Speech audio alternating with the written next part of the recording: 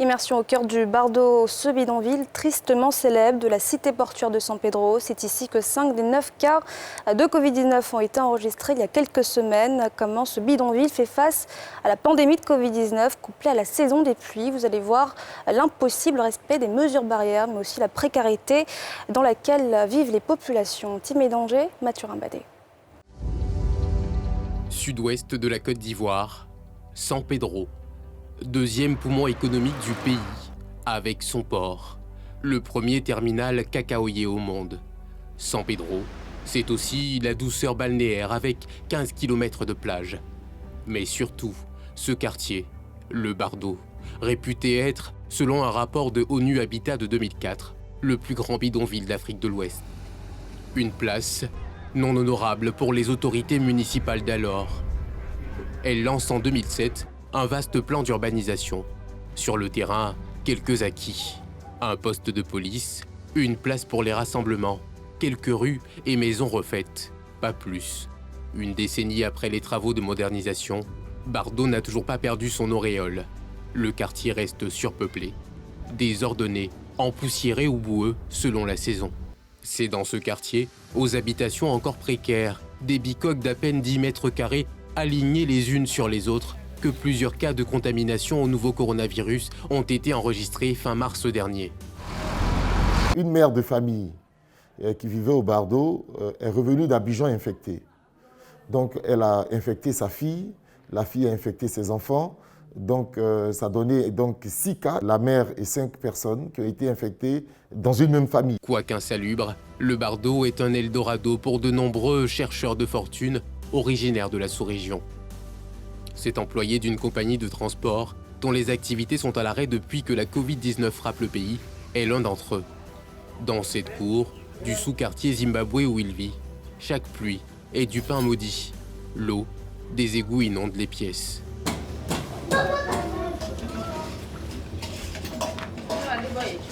Autre cour, même infortune. Les habitants ont constamment les pieds dans l'eau. Ici, toute la maisonnée, la nuit tombée, se réfugie dans les pièces non touchées. Comment maintenir une distanciation sociale d'au moins 1 mètre? Le quartier est coincé et puis on n'a pas les moyens de s'organiser. C'est pas facile qu'on puisse respecter les mesures. Autre sous-quartier, Colombie, réputé être le nid de la pègre. C'est là que nous rencontrons cet habitant, une des victimes collatérales de la Covid-19. Je faisais le commerce un peu, je me débrouillais avec le franc roi, je m'allais chercher ça à Abidjan pour venir vendre. Actuellement, depuis le coronavirus a commencé, vraiment tout a arrêté. Même la maison où j'étais obligé de quitter. C'est dans cette habitation de minuscules briques empilées les unes sur les autres et recouvertes de vieilles tôles ondulées, ainsi que de cartons et de plastique déchirés, laissant suinter l'eau, qu'il vit avec ses enfants, femmes, neveux et nièces. Ici, respecter les mesures barrières est un défi impossible à surmonter. La nuit là, mon vieux, tout cela il dort ici. C'est moi et ma femme qui dort sous le lit là. Je ne peux pas mettre même un chaise ici. Parce que si tu mets chaise, les enfants vont dormir où? On est obligé de laisser le nat là, et tout se dort. Et puis on met le ventilateur pour chercher le moustique. Même constat dans les taxis, comme dans les rues. À la nuit tombée, les ruelles sont bondées. La moindre attraction mobilise du monde. Difficile de restreindre ici le nombre à 200 personnes. Retour à Zimbabwe, 19h, c'est l'heure du dîner. Famille au grand complet et visiteurs, tous sont réunis. Avant la pandémie, bon, quand chacun venait au nombre de 2-3, vous mangez, vous gardez le reste pour les autres. Voilà, mais maintenant il faut que tout le monde soit là pour qu'on partage le prix qui est là. Ce jeune rentre à peine d'une balade. Pas de savon ni le temps de bien laver ses mains. L'urgent, c'est de trouver une place. Tous sont formels. Ici, l'on a plus peur de la faim que du nouveau coronavirus. Tu vas foncer dans un mouvement où tu ne sais même pas s'il y a le virus là. Parce que tu as un besoin. La faim, il n'a pas d'amis. Hein. Au Bardo, dont le nom renvoie, dans la langue locale croumène, à l'accueil, beaucoup vivent avec presque rien, et la densité bat tous les records.